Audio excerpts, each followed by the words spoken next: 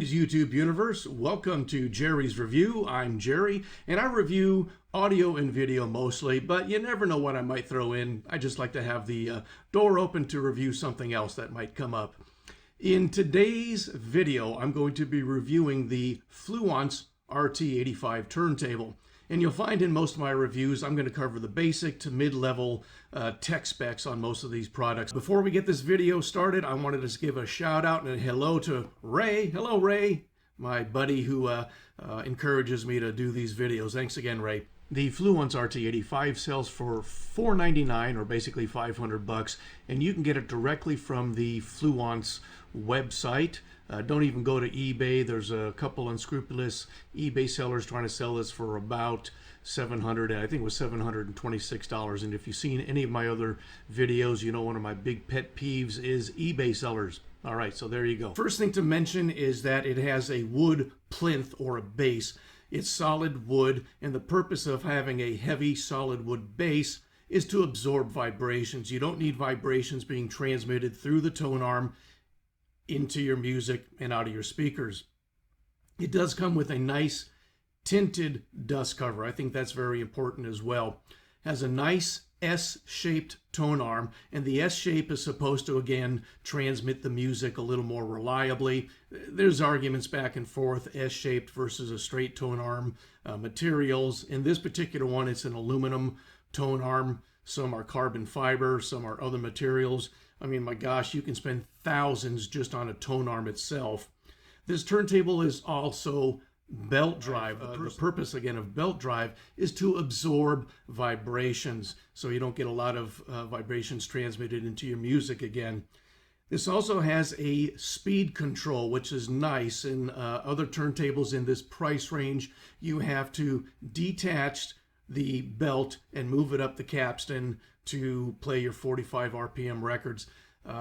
Some manufacturers say that's to simplify it. Some people say it's to cheapen it. Whatever. I like having a speed control. I have 145, so who cares? This unit also has a detached motor, detached and isolated motor. The purpose of having the motor detached and isolated, again, is to reduce vibrations. You don't need the motor vibration being transmitted through the turntable into your music. It also has an acrylic platter, not an aluminum platter. Acrylic platters are typically heavier. That keeps the momentum going while your turntable is spinning. It also supposedly provides better bass response and better mid-range response and an overall better sound to your turntable. It gives it kind of a nice fatter analog sound. It has a nice 3-point bass. Now, most turntables have 4 rubber feet at the bottom of the turntable. This has 3, and as you can see, they are acorn shaped. Again, less material on where you have your turntable situated, the less vibrations you're going to get. One of the big selling points for this turntable for me was that it came with an Ortofon 2M blue cartridge. This cartridge alone sells for $225 roughly, and I just purchased a replacement stylus for when this one does go out. That's $180. Now, if you think that's expensive, you can spend thousands just on a stylus. If you think $500 is too much for a turntable, I think, I mean, you can get a decent beginning audiophile turntable at about 10, 15. I've seen them for $25,000. I think the most expensive turntable is over $800,000. So $500 for a turntable really is pretty cheap to get the sound quality that this one provides. One of the neat things about the turntable is it does come with a 45 RPM adapter.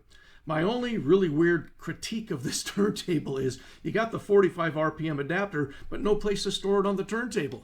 Most turntables that have a 45 RPM adapter have like a little post, and you just put the 45 RPM adapter there. It does come with a nice little bubble balance. Those acorn-shaped bass points are adjustable, so you can adjust that to suit your taste there or make sure it's balanced right. Another neat little thing, it came with white gloves. I got the black acrylic finish, so when you're touching it, it's a dust magnet. It's definitely a fingerprint magnet.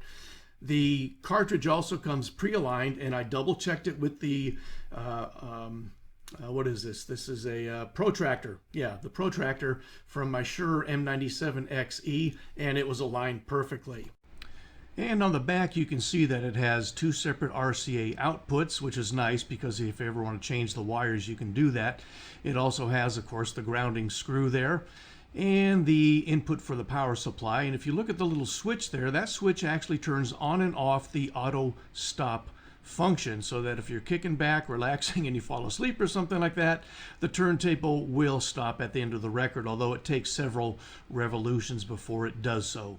What does it sound like? It sounds fantastic. Bass is nice, fat, full. It doesn't linger on. It's just a nice punchy bass. Mid-range is very clear, vocalist shine. They all come through very nicely. Treble is very nice. It is not rolled off. It's very clear, distinct. It's quick. Overall good sounding turntable. Now keep in mind when you're playing your turntable, the other pieces of equipment come into factor here. I have some decent speakers, Cambridge Soundworks, designed by Henry Kloss. I think they came out in the late 90s. They were about $1,800 a pair. I got them off Craigslist for 120 bucks. So go figure. I'm playing it through an old Pioneer Elite receiver, 110 watts per channel, I believe. And the preamp makes a lot of difference too. This turntable does not come with a preamp.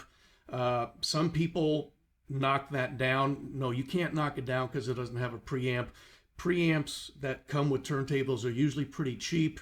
They don't work that well and they don't sound that well. So that's why I prefer to have this. I have this going through and you ready for this name? It's actually spelled S-C-H-I-I-T. It's pronounced shit. It's a shit Manny preamp. It was only 150 bucks. Another bang for the buck kind of preamp. The Fluance RT85 is a real bang for the buck. Great sounding turntable. The speed seems to be consistent. I don't think you can go wrong with it. When I purchased it, they were totally out of stock. It was 12 midnight and I just happened to be sitting around and I saw it was available, so I ordered it right away. Shipping is good. It's packaged very well. You can't go wrong with this turntable.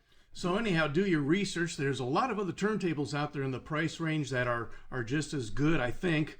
Again, the reason I chose this one is it does have the Ortofon 2M Blue cartridge. Unfortunately, a lot of the other turntables don't have as good of a cartridge, but you know, this is all personal. The other thing I like too is that it has a removable head shell. So if you want to put different cartridges and exchange cartridges, you can certainly do that. It's a lot easier. Some of them have a fixed cartridge head shell, and that's it. You can't change it out unless you drop the whole cartridge and stylus and replace the whole thing. But other turntables to consider are made by there's U-Turn, Audio-Technica, Music Hall, Denon, and TIAC. TIAC actually makes a turntable. Another quick side note here is I read a review where someone hooked up the Fluance RT85 turntable into about a $25,000 system. Separate amps, very expensive speakers. I think the speakers were about $10,000 a pair. And they were amazed at how the RT85 performed. They compared it to turntables 2 to 3 times as much. And I really think that's probably pretty accurate. I've been amazed at the sound of this. So, Prince, what did you think of this video?